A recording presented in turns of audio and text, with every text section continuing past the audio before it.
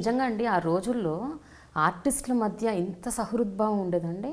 అంటే వాళ్ళు ఇంత గొప్ప నటులయండి, ఒక వేరే నటుడు ఇంత గొప్పగా పర్ఫామ్ చేస్తే అలా వచ్చి కంగ్రాచులేట్ చేయటం, మెచ్చుకోవటం అలా. అందరిలో ఉందని నేను అనలేను కానీ బట్ చాలా మంది ఎందుకంటే స్ఫూర్తిగా తీసుకోలేదు. It's wonderful year, golden year. అది మనసులో ఉన్నది నిష్కల్మషంగా చెప్పేశారు కొంతమంది. నచ్చకపోతే కూడా చెప్పేవారండి. అసలు రంగారావు ఉంటాడు. రంగారావుకి నాకు ఫస్ట్ పిక్చర్ ఆటబొమ్మలు. ఆయన నేను కొంచెం బ్లిక్ అవుతున్నాను, ఆయన పెద్ద తీసుకుని ఫస్ట్ టైం ఫేస్ చేస్తున్నాను ఆయన్ని. ఇంకా చెప్పగలనని ఆయన సీక్వెన్స్ ఏంటంటే నేను ఆయన్ని జైల్లో పెట్టించి ఊటే పరామర్శించడానికి, సర్కాస్టిక్గా పరామర్శించడానికి నేను వెళ్ళే సీన్ అది. అదే ముందు ఆయన క్లోజ్అప్ చేశారు. తర్వాత మాకు కాంబినేషన్ తీద్దామని చెప్పి కాంబినేషన్ షాట్ పెట్టారు. మాది డైలాగ్. సరే నేను చెప్పాను కదా లోపల కొంచెం బ్లింక్ అవుతున్నాను, ఏమంటాడు అనేది డైలాగ్ చెప్పమన్నారు. చెప్పాను. డైలాగ్ చెప్తాను అని ఆయన కాపీ తీసుకుని ఆయన చెప్పాను. నా డైలాగ్ ఎలా చెప్పాను అలాగే చెప్పాను. రైట్, ఇది నేను ఖాళీ చేసుకున్నాను అన్నాడు. సరే సెకండ్ డైలాగ్ వచ్చింది. సెకండ్ డైలాగ్ చెప్తాం మళ్ళీ అంటే ఏదో చెప్తానంటే అన్నాడు. మళ్ళీ ఆయన చెప్పాడు. ఆయన ఎందుకు చెప్తానంటే చెప్తాను అంటే ఏ స్థితికి తీసుకెళ్ళాడంటే నాకు డైలాగ్ చెప్పడం చేత కాదేమో, ప్రధానికి వేసుకుంటున్నాను ఈయన, ఇండస్ట్రీలో అందరూ చూస్తున్నారు, నాకేమో ప్రికేరియస్గా ఉన్న పొజిషన్ అని ఇట్లా కాదని ఒక ఎత్తేసాను. ఆ థర్డ్ డైలాగ్ చెప్పండి గుడి గారు ఈ డైలాగ్ చెప్పండి అన్నా. కరెక్ట్, నేను చెప్తాను నీకు ఇది ఎవరు చెప్తాడు చేశాను. అమ్మ ముందు చిత్రం తప్పింది అనుకుని ఇక ఆ విధంగా తీసుకెళ్ళాను. అప్పుడు అనుకున్నాను నన్ను సెట్లో ఎలా చేశారు కాబట్టి ఏ రోజైనా సరే ఆయనతో నేను కంగ్రాచులేషన్స్ చెప్పించుకోవాలి. కసి మీలో వచ్చింది. అలా కసి ఉంటేనే నేను ఆర్టిస్ట్ అని ప్రూవ్ చేసుకుంటాను అని చెప్పి అది దేవుడు చేసే మనుషులు ఆయన చెప్పారు.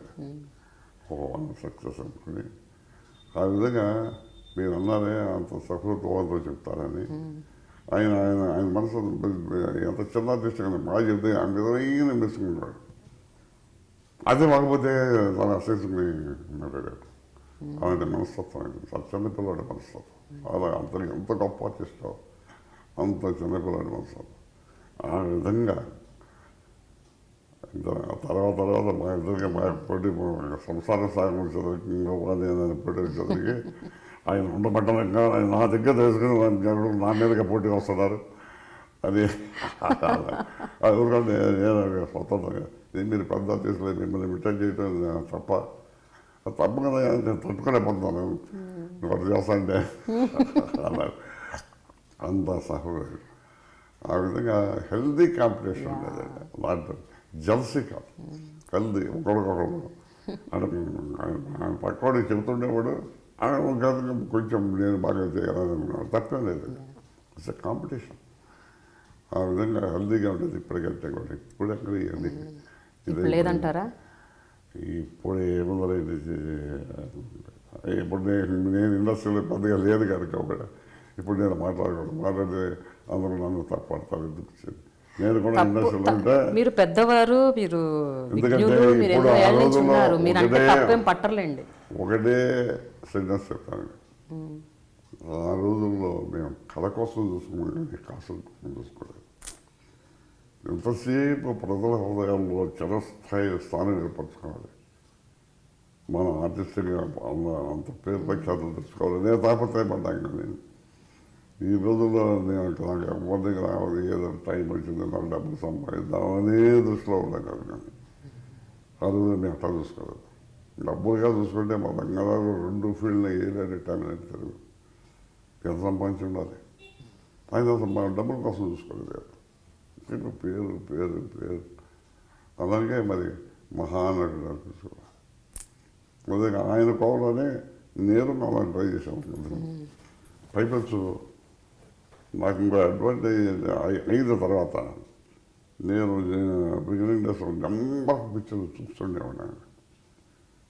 చూసిన అనుభవం ఉందే చాలా మనకి బాగా పట్టేస్తుంది. వాళ్ళు ఏ క్యారెక్టర్ ఎలా చేస్తున్నారు, ఎలా ఎక్స్ప్రెస్ ఇచ్చారు, ఎలా మాడ్యులేట్ చేశారు, నిర్మాణ వేసం వాక్యం ఎలా ఉండేది, అవన్నీ మనం నడుచుకుని ఇది చేసేవారు. డ్రీమ్ ఛానల్ శ్రోతలకు ప్రేక్షకులకు అందరికీ ముందుగా నా హృదయపూర్వక ధన్యవాదాలు. మీ అందరికీ తెలుసు, నేను ప్రౌడ్గా చెప్పుకుంటాను, నేను మీ ఓల్డ్ ఆర్టిస్ట్ని, పూర్వపు ఆర్టిస్ట్ అని. ఇప్పుడంటే యాక్టివ్గా లేకపోవచ్చు, అయినా ఇప్పటికీ ఇంట్రెస్ట్ ఉంది, ఇప్పటికే కొనసాగుతున్నాను. కొన్ని పరిస్థితుల వల్ల ప్రస్తుతం నేను వేషాలు చేయలేకపోవచ్చు. ఈ విధంగా నా అనుభవాలు కానీ నా జీవిత పరిణామాలు కానీ అన్నీ వీరి ఇంటర్వ్యూలో మీరు తెలుసుకున్నారు, మీరు గ్రహించే ఉంటారు. ఈ పాటికి నా పూర్తి క్యారెక్టర్ మీకు అర్థమైపోయి ఉంటుంది. ఎందుకంటే నేను ఎక్కువగా చెప్పాల్సిన అవసరం కూడా లేదు, మీరు అందరూ మేధావులు. నా ఈ సంభాషణలో మంచింటే గ్రహించండి, చెడు ఉంటే దాన్ని విసర్జించండి, సహృదయంగా తీసుకోండి అని మిమ్మల్ని ప్రార్థిస్తున్నాను. సెలవు.